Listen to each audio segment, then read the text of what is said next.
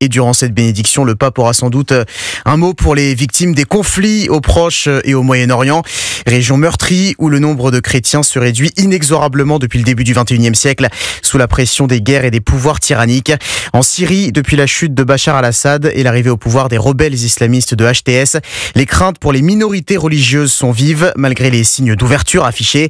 Louis Salé, en dépit de ses inquiétudes, Noël est bel et bien célébré dans le pays.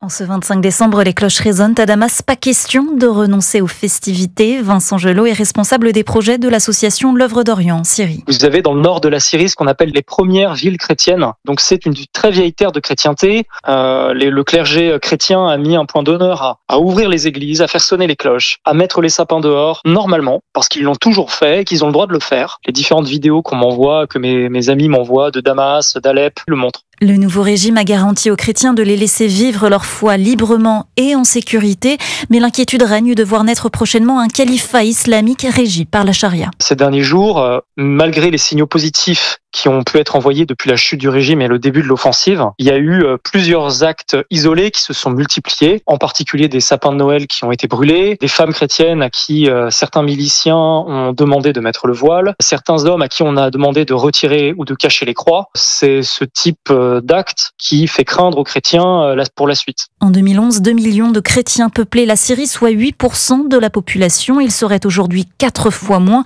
nombre d'entre eux étant partis à l'étranger. Le récit de Louis Salé.